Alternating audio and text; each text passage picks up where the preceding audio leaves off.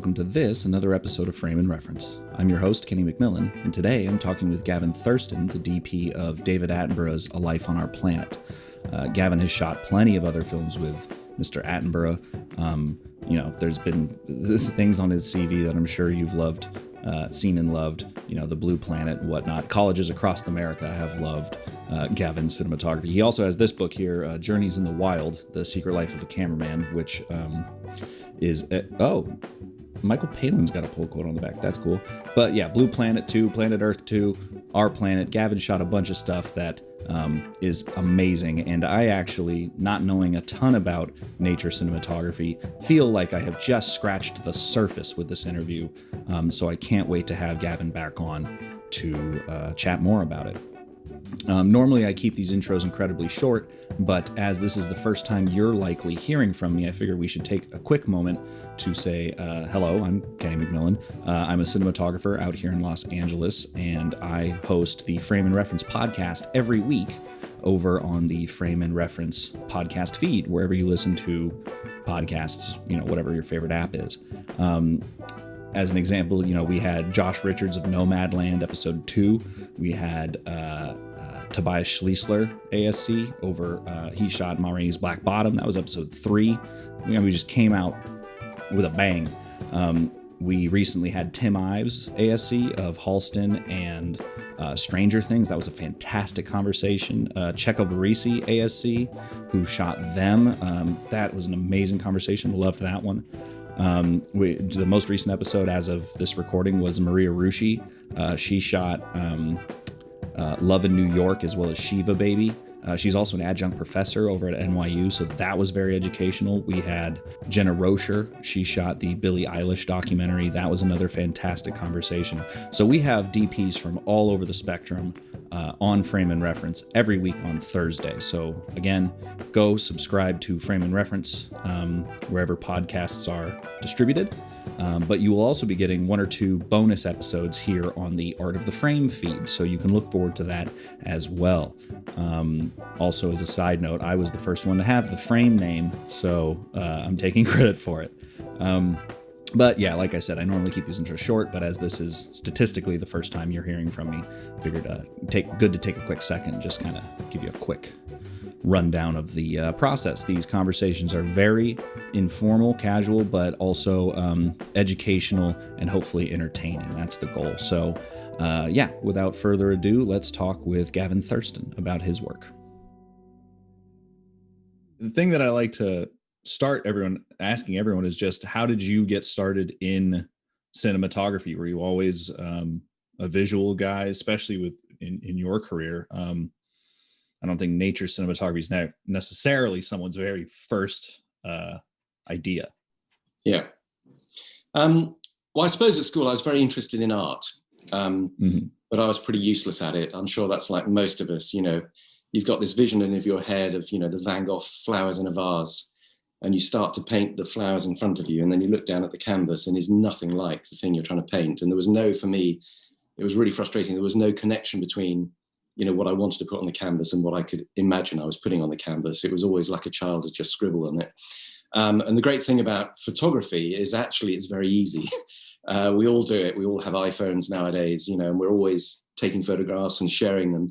And the nice thing about that is you can, we're very visual. I mean, as humans, we've got forward-facing eyes, stereoscopic vision, and so on. A lot of our memory is connected to vision.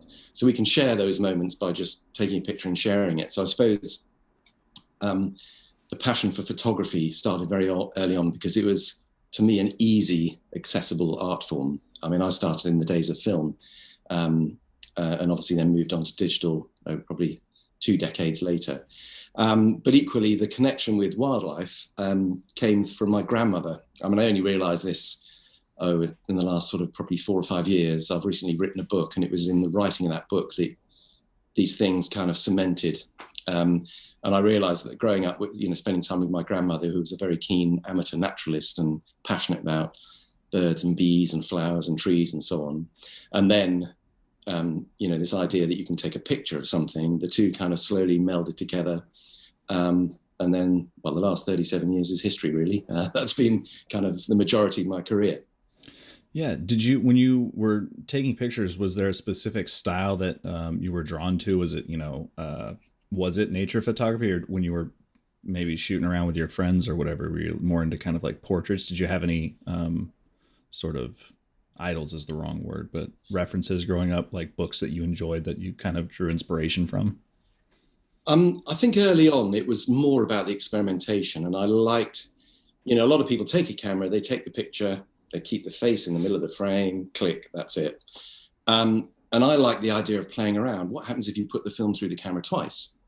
What happens if you're in a dark room and you open the shutter and you flash the flash gun 3 times, and then when the negatives come back, you can have 3 pictures of the identical person in one frame, and you've done it all in camera. So I kind of like taking it beyond, as a creative tool, take it beyond perhaps what it was initially designed to do. And then I think the first photographic book I bought was one called Verushka. And I think Verushka is the model and not the photographer. But basically it was a husband and wife, or, man, woman, boyfriend, girlfriend scenario. And what he would do is she would basically be naked, and he would paint her against a crackling painted door frame or against a mossy oak tree, and then photograph it. And the book is these photographs of her body basically completely blended in with nature. And again, it's something completely new to me, just this whole idea that it's not just for taking pictures. It was, it's a creative tool. So very early on, it was kind of just experimenting and having fun with it. And I think that's where you find new ideas, really. Did you, when you were doing all that, did you find a couple of things that you still to this day, like, lessons, I suppose, that you've learned in those experiments, and maybe some things that you were like, I'm never going to do that again? I think the lessons I've learned is don't follow rules. Because if you follow your rules, you end up with all the shots that everybody else is getting. And as soon as you bend or break those rules or do something weird, it's like, let's take that classic photograph we probably all know from the Vietnam War of that poor girl who'd just been napalmed. It was like a 6-year-old girl along. Apparently there was 8 or 10 photographers there taking that photograph. And the photograph that we know is famous because he was the one photographer who dropped to one knee and got eye level with a girl. So, he just did something slightly different from everybody else, and that's why his photograph is famous. So I think, the lesson I learned, and the one thing I would advise everybody else to do is never follow the rules. Try and be inventive, try and do something different. I'd like to be the person who everybody else copies rather than being the person who's copying everybody else. There's certainly something to be said for not doing what everyone else is doing. I used to shoot concerts, which is a certain type of wildlife, and there was, there'd be a handful of photographers around, videographers, whatever, and the easiest thing to do, especially because most of you were all working for the same, for me, I was working for the college media. They could just use it for whatever. Yeah. And most of the other people were too. And so we would all be grouped up in the same, taking the same photos. And I'd be like, all right, well, I'm just going to go to the other side of the stage. Cause but more broadly nowadays, it does seem like, because filmmaking is so accessible, we are all sort of in a very large trend setting or trend following kind of river. Have you noticed that in your work or in your level? Yeah, I suppose all those, to get to a certain stage through, as you develop your own style and so on, I think the first thing is you learn what the rules are. We all know about Fibonacci and the rule of thirds and front lighting or back lighting or side lighting or whatever. They're kind of just, you're learning the techniques. But I think once you know those, you then learn how to break them. I think one thing which has become more prevalent in features, in dramas, even in everyday news, in natural history filmmaking, is camera movement. And it's one thing that I think originally was kind of exclusive to Hollywood and the big budgets, where you could have 3 burly guys who could lay a nice flat track and put a dolly on it and eat a donut and push it beautifully smoothly. But actually, with the advent of things like gimbals and lighter weight tracks and carbon fiber and all these different things, actually, it means that actually a one-man band can achieve the same standards that Hollywood or Bollywood or those high-end, production areas are producing. And so actually, it's one thing to be able to move the camera smoothly in a cinematic way. But then the next thing is, once you've learned how to do that technically, is why are you moving the camera? You know, when do you choose to dolly in towards something? When do you pull away? Say, the classic is a graveside scene, you know, when it's almost like there's a spiritual thing. There's always a crane shot, you know, there's the last post being played or taps or whatever it is, and the camera will just pull away. And it's just one of those classic things that works. It's almost just like leaving people to peace, or it's the symbol of the spirit drifting up into the heavens or whatever. So again, it's learning, you know, why you move the camera and when you move it and how you move it. So once you've learnt the rules and the technique, then it's actually how you apply it to the best effect. Were there some, well, not, it doesn't have to be but growing up or even now, are there films that kind of inspire you that maybe break the rules in a way that makes you get the fizzes, as it were? I don't watch a lot of films.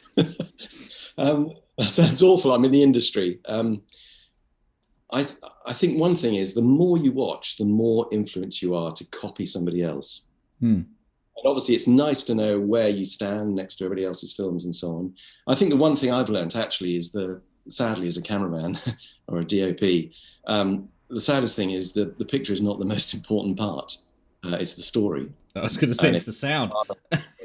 Yeah. I mean, the sad thing is, you know, I mean, look at YouTube. You can have a shaky iPhone shot of a cat falling off a TV and it'll get 50 million hits. It's the content that's important, not the quality of the image. Yeah. Obviously, if you can then do that, you know, with a beautiful, you know, 16-bit 4K camera and, you know, light it beautifully and the cat still falls off the TV, then maybe you can enhance that moment.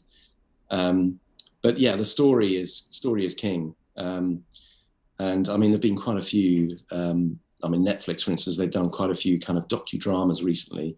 And the most powerful thing is the story. And I mean, the one thing that grabbed me about David Attenborough, Life on Our Planet, is the story of a 93-year-old man and his life and how he's seen, you know, the planet change in, you know, like kind of 4 generations, but he's witnessed the whole thing. So that's what drives the whole thing. The images kind of just help illustrate the story. But yeah, as a director of photography, the saddest thing is the story is the most important thing. Well, it's not sad, realistic. Sure. Well, and I mean, I think that's less of a, certainly we can all get caught up in wanting to make pretty pictures, but I think something that's the sort of the positive side of that is it gives you a guide to, the story gives you a guide where instead of trying to make pretty pictures in a vacuum, you know, it might be that, the pretty picture that you're trying to make shouldn't be pretty. Maybe the story needs to be messed up or whatever. It needs to be different than your idea. Yeah. And I mean, we do see that done to good effect. I mean, take something like Saving Private Ryan, where they deliberately shoot, you know, that opening scene, it's quite traumatic to watch. You know, you watch that in the cinema with surround sound and the sound cranked up. You really are there. And I think that's because in that really tense situation, that is how you would see that scene. You wouldn't see it clearly.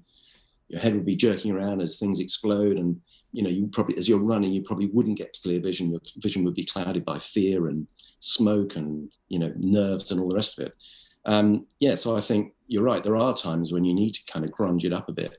But it's driven by the story. It's not I don't think it's a gratuitous film choice. It actually matches the story you're trying to tell. And that's the thing, I think, with experience is learning when you muck around with it, when you have a beautiful locked off shot. I mean, take something like, that question you asked me earlier about films that influenced me, actually Lawrence of Arabia was one. Sure. It still stands up now. I mean, I went and did a film in Egypt about a woman going to Egypt to race the locals on camels. And of course, there was the whole cultural mix of things. You know, women don't ride camels and they don't race. But anyway, just for reference, because we were going to be traveling through the Sinai Desert with camels and discovering the whole area, I rewatched Lawrence of Arabia, and it's an amazing film. And in that, some of those shots hold for 40 seconds. And what's really clever about that is you think, you know, you're just looking at the scene, you think, yeah, mountain, desert, sand, well, whatever. And you're looking around thinking, okay, what's the director trying, you know, what do they want me to see here? And then you notice a little wisp of smoke. and you're looking around and you notice the wisp of smoke's getting bigger. And then as it gets bigger, you realize it's not smoke, it's actually dust. And then you see the horseman coming up over the hill. And that whole shot just draws you in and in. Instead of looking around the scene, you want to see who this guy is and what he's going to do. And it's a very, very, very powerful and very clever use of just a locked off shot. So yeah, I mean, I suppose there are films which influence me, make me think about, how you use the camera and how long a shot runs for and all that kind of stuff. There's definitely like a few people I've spoken to, similarly weren't necessarily influenced by other films, but for instance, music. Like, so I know I've had a hard time articulating this on this podcast. I'm going to have to dedicate an entire episode to me just trying to figure out what I'm trying to say here. But like, there's certain things, whether it be musicians or bands or the industry itself or choices you make when writing, that have like almost one-to-one translated to my cinematography or my filmmaking. Have you noticed sort of a non-film analog that you kind of reach to when you're creating a film? Well, one thing, I haven't done it for a few years, but one thing we used to do, I did it first time was for one of the David Attenborough series, The Private Life of Plants, which was, I think, 8 50-minute programs about plants. And you think, my God, that's going to be boring. But what's amazing is filming them in time lapse and just seeing these amazing evolutionary traits that these plants have for catching flies or, strangling other trees or whatever it might be. But again, plants don't really move very fast in real time. So you have to use time lapse. Or to make a scene feel three-dimensional, we did a lot of, we had to do a lot of camera moves. And one of the things we had, it was the early days of Jimmy Jib, if you've ever seen those cranes. I think they're all over the place now. But it was like in the first few years of Jimmy Jib being around. Anyway, BBC bought one of these Jimmy Jibs for the production. And of course, really, it takes 2 people to operate it, unless you're really experienced. So I would operate the pan and tilt head, and the producer or whoever would swing the back of the crane, because in wildlife filmmaking, the crews are small. It's literally 2 or 3 people, generally. But to be able to coordinate those moves, we would play music, and you would choose a piece of music that would get you both at the same pace. And it was interesting how it really did gel us as a team. I think the go-to thing at the time was Enya. Do you remember Enya? Yeah. Very kind of ethereal, but it was beautiful for the pace of moves through the scene. So music certainly influenced those shots. And obviously then, in wildlife filmmaking, generally the music isn't put on till the end. So the score is written to complement and enhance the pictures, and it does it very, very well. But even so, when you're shooting, you still need to have kind of a sense of pace to what you're shooting and the speed of moves and all that kind of stuff. So music can have a huge influence. Did you give the editor like, hey, this is the song that we were pretty much dancing to? Can you make something like this? Very early on we did talk about that. So whether that, to be honest, I don't know whether that had any influence at all, but you might find just from the pace of the moves that there's a natural pace at which you would cut that, those scenes. Sure. How is, because you kind of said it a couple, well, actually, I guess this is a 2-part question, but first part was going to be how has technology changed the way that you've made nature films? Because I suppose one thing that's correct me if I'm wrong, I don't shoot nature films. One thing that potentially is true, I feel, is that all you really need is the camera and yourself. You don't need, like you were saying, a massive crew. So as camera technology has improved, do you feel like the product has improved, or has your job gotten easier? Has it kind of changed? Has it stayed the same the whole time? The job certainly hasn't got easier. I'd say it's got more complex, but the results, to get more cinematic results, becomes easier. So one of the biggest things, one of the biggest changes, I'd say, is gyrostabilized technology. And now we're using things like, Cineflex aren't made anymore. It's bought out by GSS, but GSS, shot over, Ronin, gimbals, Movies, all that kind of stuff, which means now, before, say you were going to film a lion hunt, you'd think, right, the lion's there, the prey's there, the lion's going to stalk. So if you sit with a lion and see it stalking, when it runs and hits the prey, it's going to be a mile away. So what you have to do is predict, and you have to go and be slightly nearer to the prey, so you get the shots of the lion coming closer. And when it runs, hopefully by the time it hits the prey, it's not a mile away. It's only half a mile away. But of course, now what you can do, you take a GSS or a shot over or a Ronin, you hang it off the front of your Safari Jeep, your Toyota or whatever. And now when that lion's walking, you can be 50 or 100 meters back from it. So you're not influencing the hunt, you're not putting it off. But now you can actually move through it. And it's a much more, I hate the word immersive, but it is a much more immersive experience that you are traveling with that lion and that, pushing through the grass. So that one bit of technology means that we can now cover things you couldn't cover before. Because as I say, and particularly something like a cheetah hunt, a cheetah does easily 50 miles an hour. You try and follow it at 50 miles an hour across African terrain, you're going to break springs, tires, wheels, burying the nose of the Toyota into the ground. But we can do it now because you can hang these cameras off the front and you haven't got your eye to it. So you're not going to suck your eyeball out or whatever. So I'd say gimbals have really, really helped move. And the other thing that's helped is LED lighting.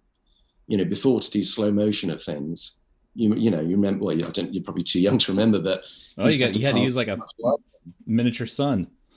Yeah, tungsten, God, you put a 10K. This is before HMIs, but tungsten was 7 times the heat. And the number of times I did a lot of research photography as well at the first company I worked for. There used to be a thing called a golf ball typewriter and a daisy wheel typewriter. This is before inkjet. And they were trying to analyze how they could make that typewriter go faster, because they can make it go faster, but then the print didn't line up. So on the typeface, the capital letters would be lower and the small ones would be higher and so on. So they got me to film it in slow motion, and they could see what happened is when the daisy wheel swung round and the hammer hit it onto the paper. Of course, if it swung around too fast, then the thing would bend. So when the hammer hit it, it wasn't lining up with the others. But doing that research photography and slow motion filming on film, I melted God knows how many computer keyboards, printing machines and so on. But now with LED, you can pile a light on and not melt things and not affect behavior of animals. Okay, it's bright. And the other thing, of course, is now we've got cameras like some of the Sony range where you can bump the ISO up to 100,000 ISO, which means you can, reduce the light you put on way down, and still get clean cinematic images. It's amazing. And, on the low light thing, you can take those cameras out at night now. There's been a few series out recently. A Night on Earth, I think Apple have done one, Netflix have done one. You can go and get full color pictures, video at night by moonlight. And it's extraordinary. So now that opens up a whole world of behaviors you can film.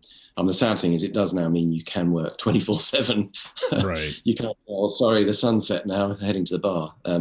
You can work through the whole night. But no, so technology really has, changed things, I think. Are you a big, sort of tech head, or do you just kind of get told when something new comes out and you're like, all right, let's use that? I try and keep abreast of it. I'm getting old now, and it's, I hate to say it, it's kind of a struggle, another new camera comes out and every 3 months. Yeah. Every few months. The great thing is there's lots of really great, geeky, knowledgeable nerds out there who, are passionate about testing these cameras to destruction and how much noise they produce. So you can hook up on Vimeo, YouTube, and all the rest of it and actually see, or on the camera forums. And, people are sharing this information, which is great.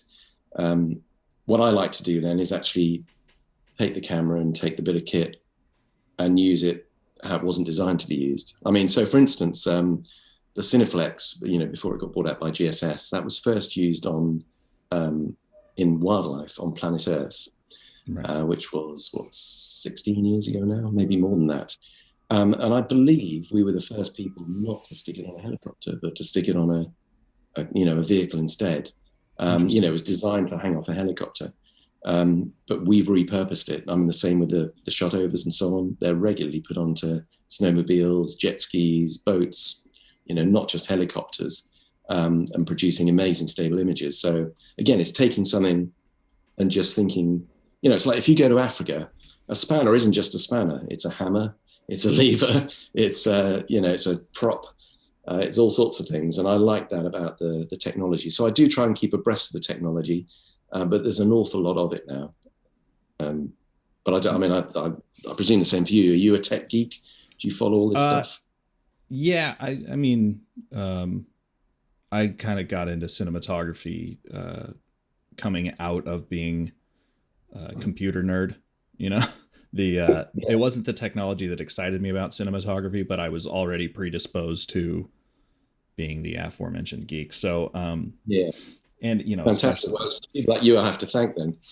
yeah. Well, I think more recently because I learned cinematography on like 16 millimeter film, so I'm kind of easy to please when it comes Yeah, to.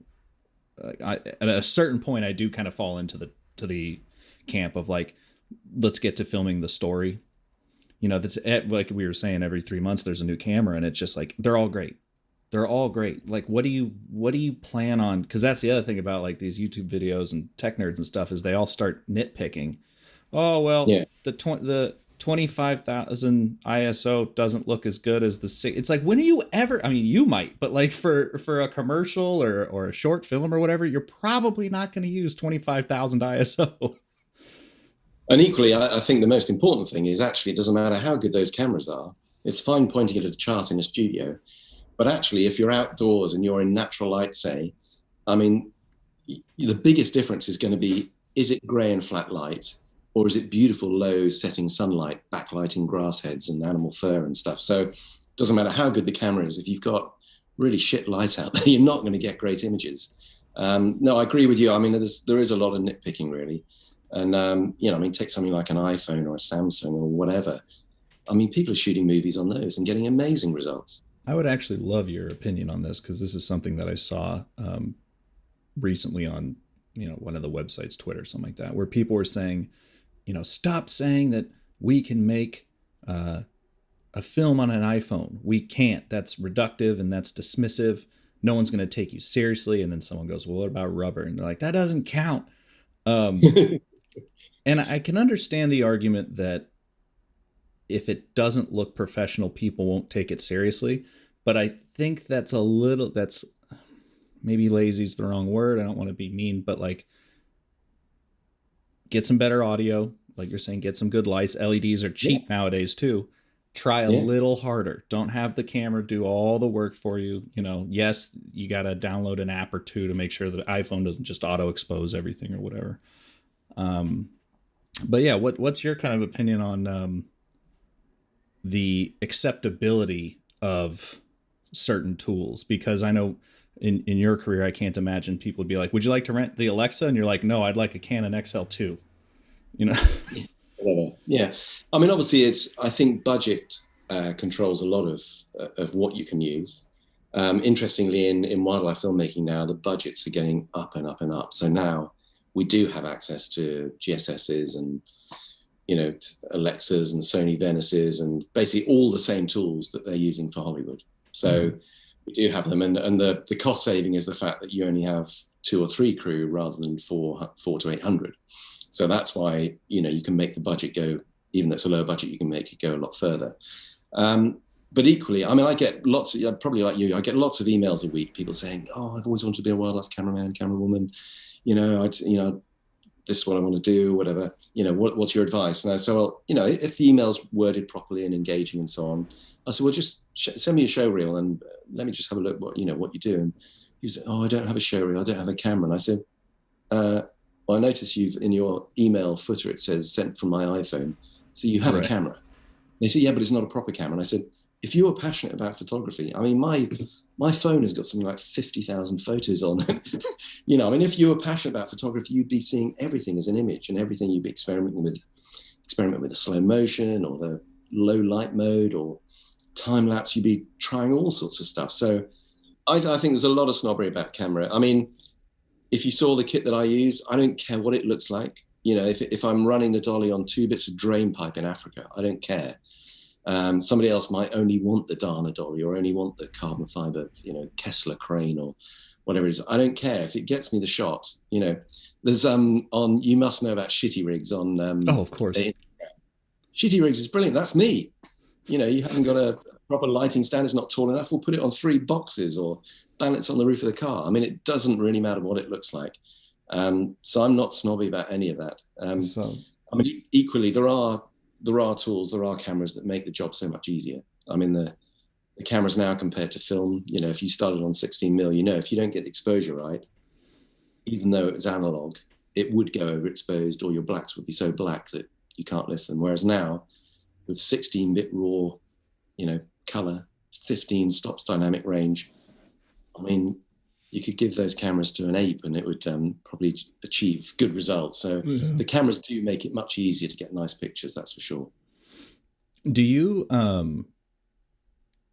is there a specific type of cinematography that goes into nature filming that is unique to the art form? Because obviously in narrative, there's a lot of like, I guess like lighting, and specifically lighting and coloring, that is so variable. But whenever I think of like Planet Earth or something like that, I always think of these very vibrant, crisp, you know, high resolution, for instance, these days. Like I remember when Planet Earth came out on Blu-ray, that was pretty much every let's call them plant enthusiasts in college. What's that? Every stoner's dream, wasn't it? Okay, I wasn't going to say that, but thank you. Yeah, yeah, that was big for us at Arizona State. But yeah, is there kind of room to be a little more creative with your cinematography, or is it a lot more like this is kind of what people are expecting? No, I think there's you know, there's a lot After of room you say for don't break the rules, or do break the rules. But there's no, I mean, there's loads of room for creativity, and as I say, we're working in small teams, and it doesn't matter who chips in. You know, it could be the driver you've hired says, "Oh, have you noticed that? It looks really pretty. The light coming through that cobweb there, or whatever." You know, from here, because I say, "Oh, I can't see it from here," and he said, "No, have a look from here. Those dewdrops look like jewels. It's amazing." So, you know, for one thing, anybody can input, and you know, and have an input and be listened to. Whereas I think the bigger the production, the more difficult it is. It's the more honed it is, the more pre-planned. There's less room for flexibility. Whereas, yeah, in natural history, because it's smaller crews, you can be more reactive. If the story isn't exactly as it was scripted, you can't script wildlife films really, you know, because you can't say the lion eats a zebra after hunting it, because if the lion eats an eland instead, you think, okay, let's change the story. This is amazing. The eland's the largest antelope in the world. It weighs, 1,000 kilograms. Let's change it, change the story around. So you have got flexibility for creativity and storytelling. And, cinematography wise, I suppose working out in the wilds, it's quite tricky. You can't, if the sun doesn't come up across the savannah, the African plains, you can't really light that scene. You can't, unless you really restrict the thing that you're looking at, you can't light it. So that's why wildlife films may take a long time to make. Generally it's 4 years in production from concept to finished product. And generally you have a kind of 2.5 seasons to film things. So say you're filming, a nesting bird. If that year, the nest fails, the egg falls out or whatever, if you only have 1 year to film it, you're screwed. Whereas if you have a second year, then you've got a second, crack at the cherry, as it were. Equally, if you get it the first year, then the second year you might be able to enhance it. You might think, okay, we want slightly closer, or we want slightly, more slow motion of the bird taking off for the first time, or, so you can actually build on the sequence. I'm waffling on and on, but I don't know if that answers your question in part or not. This trust me, if anyone's listened to any other versions of this podcast, it's a lot of me trying to rein in my own waffling, so it's totally fine. Yeah, that's what they're here for. You actually bring up a kind of a good question that I should have asked at the beginning, which is like, how do you go through and structure a film where the actors inherently are not on your team? Yeah. Well, the first thing I'd say that wildlife films, for me, are kind of, it's certainly for the imagery, I'd say it's the easiest imagery out there.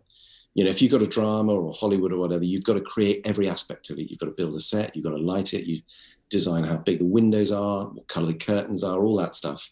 With wildlife, whether you live in a city or not, or, whether you like animals or not, we all have an innate connection to wildlife.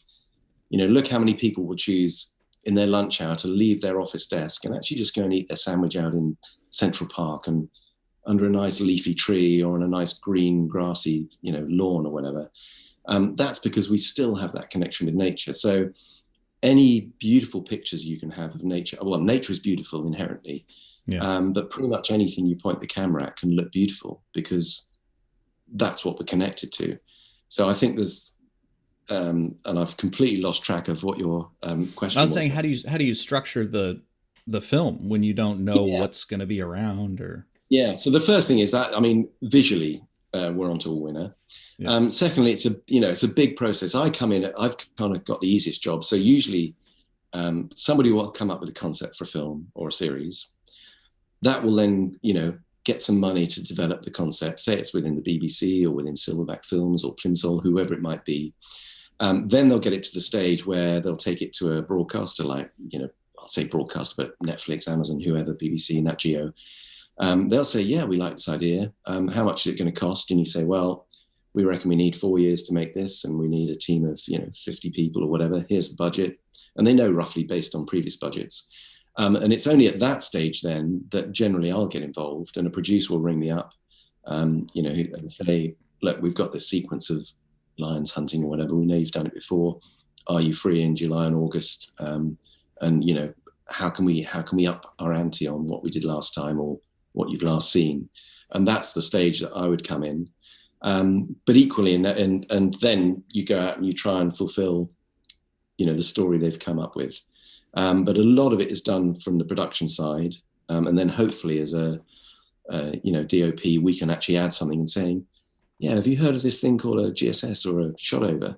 I reckon if we can have one of those, then we can actually move with these animals. So you can, again, it's, I hadn't thought of that. I didn't know about that. So again, it's the whole thing kind of develops and evolves. If you go out to film, I keep talking about lions, but say if you go out to film the lions. It's a classic example. And they're not hunting in the day.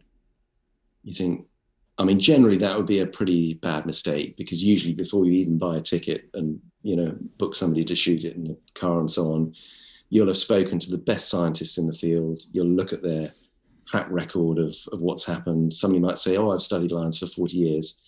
Yeah, if you come on the full moon, they'll hunt at night. But if you come on the new moon, or whichever way around it is, they'll say, pretty much guaranteed they're going to hunt in the day. So you're not just taking a gamble, you are basing it on good scientific advice and experience. So I'd say it's pretty rare that you don't get what you went to go and get. Because that was going to be my second question, was like, is there a fixer, for the animals themselves? And I guess it would be not for the animals, no. You'll generally work with somebody who's been studying the animals for years. All around the planet, whether you go to Antarctica and penguins, or whether it's orca in the ocean or lions or monkeys or whatever, there's quite often these long-standing projects where they actually know who the individuals are. They know, saying with gorillas, they know who's mother, and, he used to be in this group before. So you've already got this kind of family history and this, if they've studied it for 30, 40 years, you already have a really good grounding. And that helps and that's usually what the stories are based on. Before you even step out there, that, the producer, the writer's got some way of getting this story thread. I don't know if you've seen any of the Dynasty series, which BBC produced.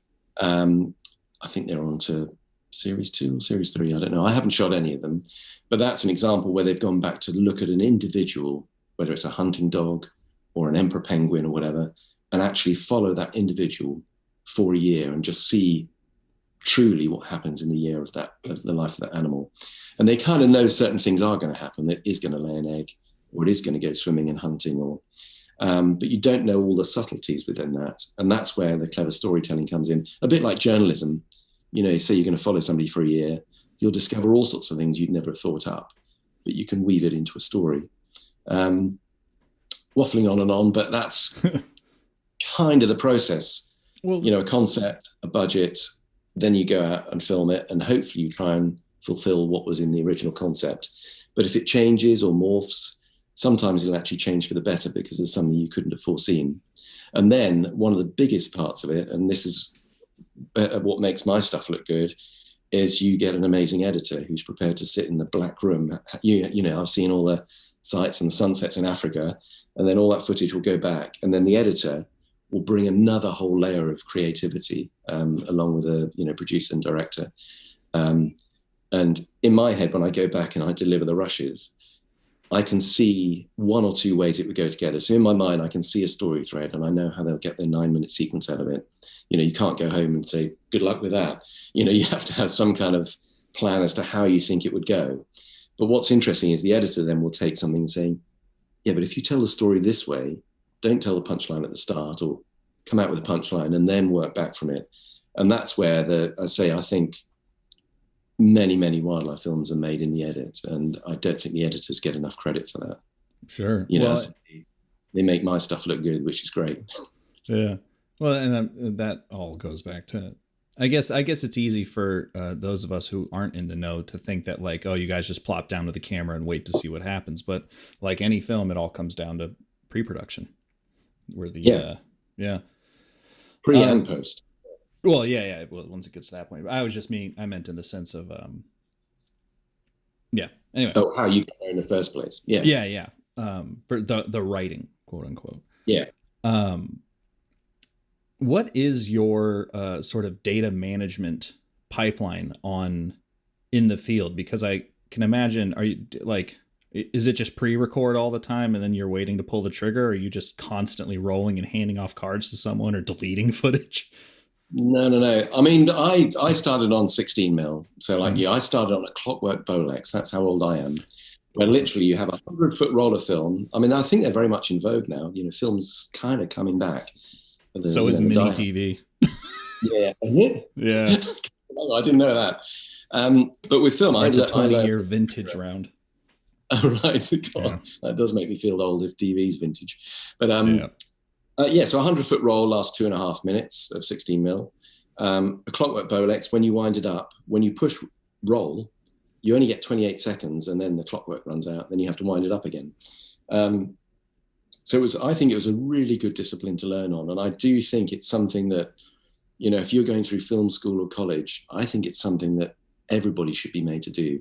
I remember the first company I worked for, they gave me 900 feet of film. So that's 21 minutes. And they wanted a 7-minute sequence out of it, behavioral sequence, wildlife sequence. That's a shooting ratio of 3-1. So you can't afford to make any technical errors. You can't afford to, you know, click roll when you're just walking and putting the camera on the tripod because you've just blown, you know, one of your, part of your ratio. Yeah. So I think, having come from film, I think I'm quite disciplined when it comes to rolling on video, because I know other people who do just roll and roll and roll and just hand the cards over and think they can fix it in post. They'll find the shot. But there comes a point, if you shoot too much, you know, when somebody's scrolling through that stuff, they'll miss that magic moment. You know, if you've got 2 hours of a bird on a branch, you're scrubbing through, you know, are you actually going to miss that subtle bit when it just blows a fly off its shoulder or something? I don't know. So, I mean, I actually very rarely use pre-roll. I use pre-roll more in straight documentary, where you'll actually get the dialogue, because it doesn't matter if you miss the picture. But say somebody says something really funny.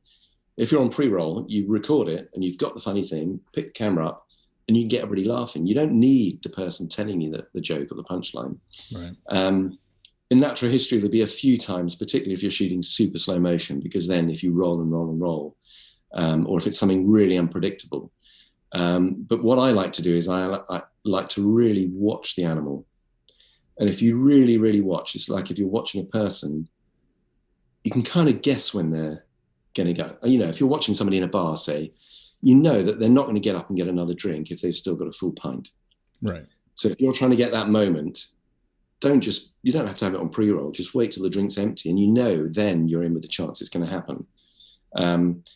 So I think it's much more important to actually really watch and study the subject, whatever it is, whoever it is, and use your instinct to push the button. Pre-roll, I think you can become slightly disengaged. You might be on your iPhone. Bird's taken off, got that. Right. And it's kind of, I think you've got to be careful not to become disconnected from what you're filming, and pre-roll can do that. So I think use it wisely. Just because it's there, don't use it on every shot. That's actually a good point. I think going back to the idea of technology is it can be easy to disconnect from your work when everything is so automatic. Oh, like my camera's got face tracking autofocus. So really is which helps me like in certain situations just focus on my framing, which is great. Yeah. But at the same time I could just plop it down on a tripod, interview maybe, plop it down. You could get to the point where you turn on autofocus, go, all right, go ahead. And you forgot to hit record because you're just so used to everything being automatic, you know? Yeah. I think the other thing is there was a thing that came in the last few years where productions were saying, okay, just shoot everything 8K and basically just shoot it all on one side. Then what we'll do is if you need a close up, we'll just cut in for the close up. We can just cut in, we can, choose the bit we want. And the thing with that is misunderstanding the whole idea of perspective change. So just cutting into something, you don't get that same feel. You don't get that isolation with focus or, there's something about being able to change lenses which gives you that different feel and really engages the audience in what you want them to see rather than just, and also that's leaving a lot to the editor, and I'd give editors a lot of praise, but equally the producer can say, oh no, actually, can you go a little bit on that? And you think, well, if you're a cameraman or camerawoman, why didn't you just go out and shoot it then? Otherwise, and then you don't need somebody like me. You can just have any old technician go out, set up the camera, just let it roll, and we can pick all the close-ups up later. So I think we've got to be careful not to, you can overuse technology, and that would be an example of it, I think. Yeah, even today, the problem is too is like on the lower end, the clients will have heard of 4K. They're not even producers, right? They just just shoot everything in 4K and we'll figure it out later. And I'm like, no, you want me to figure it out later? Why don't you spend a little extra time a week and figure this out now? Yeah, while we're on set, as it were. Yeah, and again, that whole idea of fix it in post. We all say it, but you're much better off doing everything in camera. Do it, get it right when you want it, rather than having to try and repair something later, because it's always going to be second best to try and fix it afterwards. Well, and the other thing is shooting 4K for an HD deliverable. You might say it's great because it's kind of super sampled HD, but you've got 4 times as much data. So then some poor sod has to sit down, load it onto a hard drive, transcode it, cut it, and then switch it all to HD or whatever. I mean, it's kind of a waste of time, really. Yeah. Do as much as you can in camera, do it properly. And that takes a bit of pre-planning and thought. That's actually funny. You just connected a couple things. I had an interview with Tim Ives, for people listening like 2-3 episodes ago. And he was saying that he had I don't know if it was a Bolex, but he had the wind up 16 millimeter camera. And he used to have people telling him like, oh, there's this really cool effect that you do where everything starts to get really stuttery and fast. Like, how do you do that? And he's like, oh, that's the end of the roll because the spring is wound out. Yeah. How do you think that format has changed the way that either we watch or create films? Because you were saying like, oh, Lawrence of Arabia, you've got this big, beautiful vista and but that was only going to be seen on a giant screen in a theater at the time. He was not thinking about the DVD.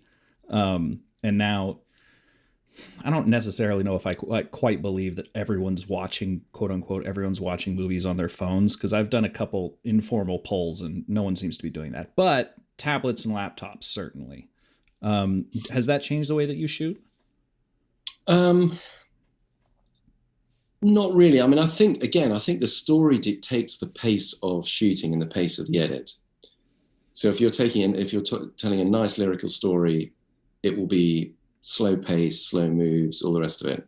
That kind of is dictated by it. If you're shooting a car chase, it's going to be fast cut. It's going to be, intercut, shaky and all the rest of it. So I think that dictates how you shoot it. I think the thing if you're watching a movie on your phone, chances are the phone is going to be here.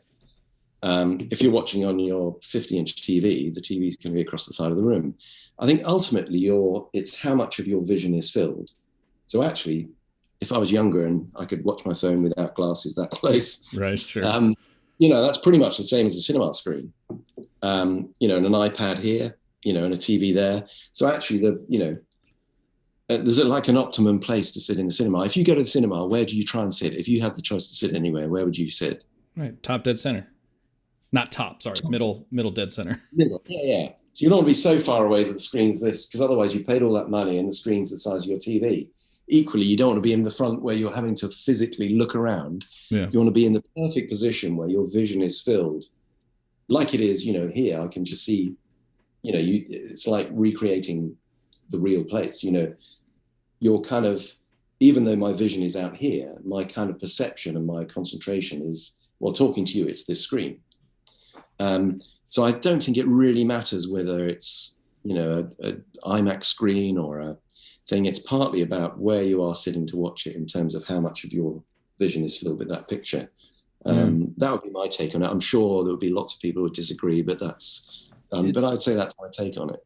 The other side that I've heard a lot is people saying like, oh, because it's going to be on a small screen, there's no point, like shot selection is going to be, we're going to have to do this all in close-ups. There's no point in doing a nice, beautiful wide of showing the set or anything because it's going to be small. And I think you're probably right. Like it's the what do you call it?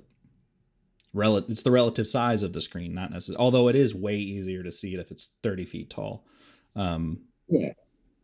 But the main reason for that is just because for your eyes to focus closer, your muscles physically have to stretch the lenses into more of a ball. So when you're relaxed, this is why we all go to the beach on holiday and feel relaxed, is because your eyes are focused on infinity. They're on the horizon. So actually everything in your body can relax. Even the muscles in your eyes can just go, thank God for that. So I think being in a cinema, it's easier to watch because 30 feet is, it's a lot closer to infinity than, 6 inches. Fair. So yeah. And also your eyes aren't changing. When you watch a screen, this is one of the big things. This is why I can't watch 3D. So 3D movies do not. Luckily, I think that's dead. I don't think I'm one of, but I mean, once they become holographic or whatever, then yeah. But for me, 3D never works. And it was years before I worked it out, somebody explained it to me, that I think maybe my brain is too smart, connected with my vision and depth perception and so on. So when you sit in a cinema, your eyes are focused at 30 feet, that focus does not change. And yet here, if I reach for a glass, one is, I've got binocular vision, but my eyes are also computing that glass is 18 inches away. So when I pick it up, it makes sense. So when those bows and arrows come flying out of the screen out of you in the 3D movie, your eyes are converging to join the image of the thing as if it's getting closer, but your focus is still at 30 feet. Your brain is thinking, hang on a minute, it doesn't work for me because if it was getting closer, my eyes would be pulling focus onto it. So it never is fully real and fully immersive for me. But apparently there's about 10 or 15% of the population who have exactly the same feeling, and that 3D doesn't work. Yeah. Don't know how we got onto that, but I'm waffling. It's good it's not you're doing it. This is, like I said at the beginning, this is a very casual conversation. But that does bring up you mentioned a couple things about like eyesight and stuff. Is there anything that working in nature, cinematography has taught you about your craft? Obviously knowing how eyes work is definitely something that I don't think is in the American Cinematographer Manual or the British Cinematographer Manual. I think what comes with experience is understanding all these things. So like you can learn technique and you can learn all the technical stuff, and then it's how you apply it to make it credible on a screen. And of course, one thing we've got with a screen, it's 2 dimensions. It's 2-dimensional, hence people trying to do 3D. And yet our lives are 3-dimensional. So when you move, I've got change of parallax between the screen and the back of the room. When you're driving along in the street, you've got parallax between the lamppost and the post box and the shop front and the streets you pass. And that's how you kind of add to your depth perception as well as how far you're focused. So what we have to try and do cinematic, I'm not going to say it's too long a word. I hate that word. Are you trying to say cinematographically? Because I don't think that's a real word. Right. Yeah, I think someone made that up recently. I've been practicing that for 37 years. I still can't say it. But no, so what we have to do is use techniques to try and rebuild how you see, the real world. Hence, like here, I'm sat in my room, I'm looking around, I can see the ceiling, the light bulbs, this out the window. But if suddenly I saw a fly land on the window, it's almost like my width of vision isn't changing, but it's almost like I've suddenly put a 600mm lens on. I'm thinking, God, it's a blue bottle. It's only got 5 legs. So my brain has done that lens change for me because it's concentrating on the thing that's important. But actually, the lens is the same. So but that's because I've got binocular vision and my brain's doing that work. But what we have to do to put that onto a screen is you can't, well, the producer would like to shoot 8K and then just take that close up, but sure. Which is kind of the same thing our brain's doing. But actually the simplest way to do it is to change the lens, to change your idea of perception. How did you get involved in the David Attenborough film? Well, I've been very lucky. So I've worked with David on and off for the last 32 years. Right. I've worked on, 18 of his series. From, I think, well, the first series I worked on was The Living Planet, and I was a T-boy, and I swept floors, and I helped, pour dust down sets, and, this, that, and the other. So that was my, my input on that. And in fact, if anybody's got the Living Planet making of book, I don't know, somewhere in there, you'll see me with hair holding a dustpan and brush, pouring some, I think we were trying to recreate an underwater lava flow. We built this set in the studio to take the viewer on a journey from the deepest point of the ocean, which was the Marianas Trench, up to the Hawaiian Ridge, where suddenly it pokes up out of the ocean, and there you find David on the beach with a coconut or something. But obviously, back then, you couldn't do that journey for real, so that was done with a model. In fact, in the finished film, there's very little of it, but there is a shot of me in the making of book. So having worked with him for years and years and years, and I've got a very good working relationship with him, I suppose when this film came around, which is his witness statement of what he's seen on the planet and the changes and how it was, how we've screwed it up basically, but how we can fix it. I suppose the producer wanted somebody and the director wanted somebody who David's comfortable with, who he can trust, who would just talk openly with. And I was asked to do it, which is great. Yeah, it's definitely the how we've screwed up the planet is something that's kind of near to me because I've been a lifelong snowboarder. And the one thing that climate change will affect is whether or not I'm allowed to do the one thing. Speaking, I do enjoy the beach, but the like you were saying about the focusing at infinity, there's something transcendent about standing on top of a mountain that is full of snow. It's dead quiet, and you're just looking. I have a beautiful shot in Steamboat of Colorado of big snowy peak. Very, you're waist deep in powder, and there's just forest for probably 100 miles. Like that's all you can see is just white and green forest, and you cannot, no photo, no video can replicate that feeling. And it's a very important topic to cover.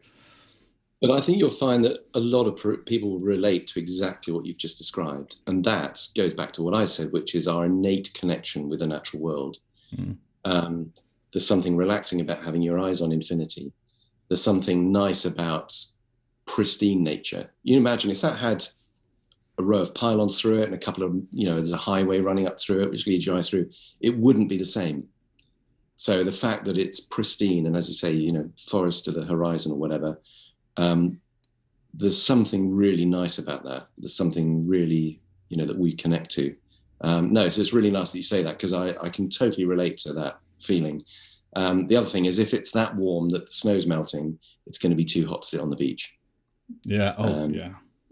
Yeah. So we all agree. I think, well, apart from the odd orange president that might come along, I think we all agree that climate change is a thing, and thank God things are happening about it. We've got the G7 summit this week, and one of the big agenda things, in fact, when does this go? When does this next podcast? Week, actually?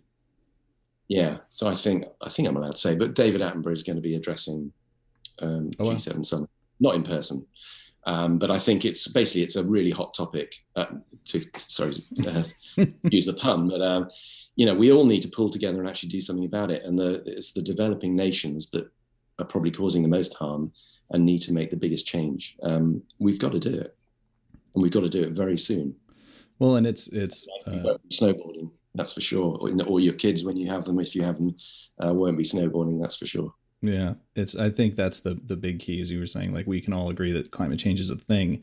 I think that's the insidious thing, is like, everyone knows it's a thing, but those who don't want to do anything about it are more concerned about their pocketbook, or how it'll look if they change something, or if someone will get mad at me if I enact some, whatever it may be, legislation or something like that, to keep these changes in as much check as they can be at this point. Yeah, and the thing is, it shouldn't be a political issue. It's kind of common sense. It's like, take smoking. If you're smoking, it does you harm. If you drink too much, it's doing you harm. So if you chop too many trees down, we know it's doing harm. If we chuck too much plastic in the ocean, we know it's doing harm. Yeah, it might be quite difficult to change, but we have to. Like the smoking thing, if the doctor says to you, if you don't quit tomorrow, you're going to be dead next year. It's kind of the same message, but it's about the planet. And it's not just one individual who's being affected. It's every single one of us. We've just got to do it. Humans are supposed to be the most intelligent species on the planet. But we all agree to disagree. I mean, it's crazy. We know what the problems are. We have all the solutions. We just have to get on and do it. And yes, it's going to cost money. Money's nothing. When you're dead, what's the point of having £1 billion in the bank when you're dead? Yeah. Well, and we invented money. We didn't invent trees. Yeah. But yeah, so I mean, hopefully something will happen. And I say, going back to David Attenborough, Life on Our Planet, I think it's probably the most important film I'll ever work on. It's a very important, strong message. It's coming from a man with integrity. It's coming from a man who's knowledgeable. It's a personal story. It's got genuine history to it. So he's not just reading saying, oh, it used to be like this. He's seen it, and he's seen how we've screwed it up. And equally, he's a very, very smart man. He's never stood up against this until he could categorically, say for sure that, we've created climate change. It is a thing. It's not a natural cycle. Because he didn't want to look a fool standing up in a lecture hall and actually have one person call him out and prove him wrong. Right. And that's why that film has that man and that film has such integrity. There's that actually brings a question I was going to ask up, which is, very few of us get to meet, I don't want to use the word powerful because that's the wrong word, but like people like David, who are top of their craft, incredibly intelligent, the sort of Wayne Gretzky of science kind of people, to use a strange analogy. What has he taught you about just your day-to-day life? Like what type of behaviors does he model that you've taken in on your day-to-day journey through existence? If I could absorb 10% of how he behaves on this planet, I'll be 100% the better person than I was to start with. He's got no airs or graces. He's not a celebrity. He hates the word celebrity. He's got no demands. He doesn't demand a big Winnebago or a limo take him to the airport or first class travel. None of that. If you're sleeping in a tent, he'll sleep in a tent. If you're traveling in the back of a pickup, until like mid to late 80s, he would jump in the back of the pickup. He's part of a team. He would never demand any of that, which is it's really, really humbling, actually, that a man of his stature, he's good friends with the Queen. He'd have tea with the Queen, once a month or whatever. And yet he's quite happy to travel in the back of the pickup with the rest of us. He always used to travel economy until, I think it was actually The Private Life of Plants. So when he was late 60s, maybe early 70s, mid 70s, where the BBC said, right, David, you are traveling in business class. When you arrive there, you're only there for 3 days. We want you looking good on camera. We can't have you, not sleeping squashed into an economy seat by the toilets. But he never demanded it. It was kind of offered to him. And, thankfully he accepted it. But he's never put any demands on things like that. Equally, he's never done a commercial in his life. I remember him once saying, I can't remember what it was. He was offered £1 million or £5 million, some ridiculous amount of money. This is years ago, to do a commercial for a certain type of lawnmower. And I remember him telling me this, and I said, Christ, David, that's amazing. I said, did you take the money? Why don't you do it? And he said, well, no, it'd be wrong. You know, they're obviously giving me the money and employing me because I've had influence and people listen to me. He said, I don't know the first thing about lawnmowers. It would be totally wrong for me to say this lawn, you know, buy this lawnmower because it's the best. You know, I don't know that over this lawnmower. So he turned it down. I said, yeah, but why don't you just take the money and just give it to charity? And he said, no, because I'll be misleading all those people who go out and buy that lawnmower. And then you imagine a week down the line, all those lawnmowers break down. They'll be ringing you up saying, David, you said buy that lawnmower. It's the best one, but, you know, it's broken within a week. No, so he's a man of real integrity. And I'd say there's very, very few people on the planet like that. So I haven't quite got that integrity because I have done a commercial too. But I failed already. But yeah, no, he's a very humble man and very, very smart. That's awesome. Yeah, we're kind of coming up on time, although I wish we could part 2 this soon because I'm thoroughly enjoying this. But I always like to wrap up with sort of the same 2 questions. First of which, in your cinematography career, can you point to, maybe it's a piece of equipment or maybe it's a style change or a life change that you can say most appreciably, off the top of your head, doesn't have to be number 1, most appreciably changed your career path? You know, some people said, oh, this literally is the day I bought a light meter. Some people said, like, it was the day I chose to start being kind on set. You know, it can be good pair of shoes. A lot of documentarians said good pair of shoes. Give me 10 seconds. Don't go away. I'll show you. I think the thing that actually influenced my life more than anything is this very camera. Is that a Brownie? So it's a box Brownie, yeah. Film camera, takes 12 pictures, waist level viewfinder, landscape or portrait. And it was when I was 9, I was lent this camera by my aunt, and I went on a school trip to a zoo, and I took 12 pictures. You know, 2 weeks later, you pick it up from the chemist and you thumb through the pictures. And the first one was, I think, the front door, and there was, you know, a distant elephant and a giraffe. And the 4th or 5th picture on that roll was an orca, almost completely out of the water, touching its nose on a beach ball held by a keeper. And I remember showing it to my mum when we picked it up. And I said, I told you, look, there was this giant fish leapt out of the water. Look at it. There it is. And I can show you that photograph, you know, 30, 40, 50 years later, and you can see that split-second moment when I pushed the button on that thing. And I think for me, that was a pivotal moment of the power of photography. So I didn't realize this really, I say, until I wrote this book a few years ago. But you try and piece your life together. And I didn't realize that was probably the pivotal moment when I made that connection. And the weird thing is the subject happened to be, you know, an orca, an animal. We know now that orca should not be in captivity. They're smart, sentient animals, and that thankfully is changing. But equally, just the power of photography, I can show you that split-second moment. So that is probably the bit of equipment that has had more influence on my career and my life choices and so on than anything else.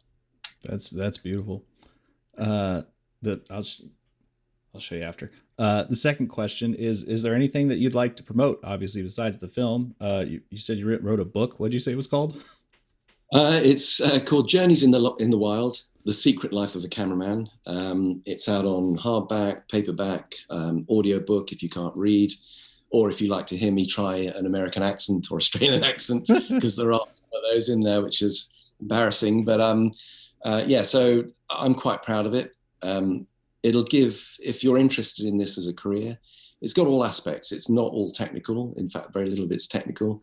It's mostly about me making mistakes. And hopefully if you do want to follow a career in this, it'll give you some pointers as to not what to do, but equally, what to do and the, some of the trips and falls along the way. But yeah, if I can promote that, yeah. And equally the whole Instagram thing at the Gavin Thurston, because somebody stole Gavin Thurston. I don't know who they are, but yeah. But yeah, that's it really. Yeah, and hopefully it'll help somebody, if it helps somebody launch their career, or if it helps put them off and they don't waste 10 years, choosing the wrong career, all the better. Yeah, no, and I've said this a million times on this podcast, but mistakes, we should all be striving to make as many mistakes as possible. Checo Varese, he shot Them, the Amazon show, and he was saying that you make, what do you say, like 130,000 mistakes in your life, and he's only up to like 85. So, you know, he's in his. That's a mistake saying that. Yeah, you know, he's like, every day you open up the door and you go, here's today's mistakes. But yeah, thank you so much for spending that time with me. I really appreciate that, and thanks for making the film. Like we said, it's incredibly important, and yeah, hopefully we can have you back on. Thank you. And I should just finally promote the film. If you haven't seen it, Netflix, David Attenborough, A Life on Our Planet. It's only 84 minutes of your life, but hopefully it will make you think, and it might make you change something. I'm not suggesting it should, but it might. So, but thank you very much for your time and inviting me on this. And I hope one listener gets something out of it. Yeah. Frame and Reference is an Owlbot production. It's produced and edited by me, Kenny McMillan, and distributed by ProVideo Coalition. Our theme song is written and performed by Mark Pelly, and the F at our Matbox logo was designed by Nate Truax of Truax Branding Company. You can read or watch the podcast you've just heard by going to provideocoalition.com or youtube.com/owlbot, respectively. And as always, thanks for listening.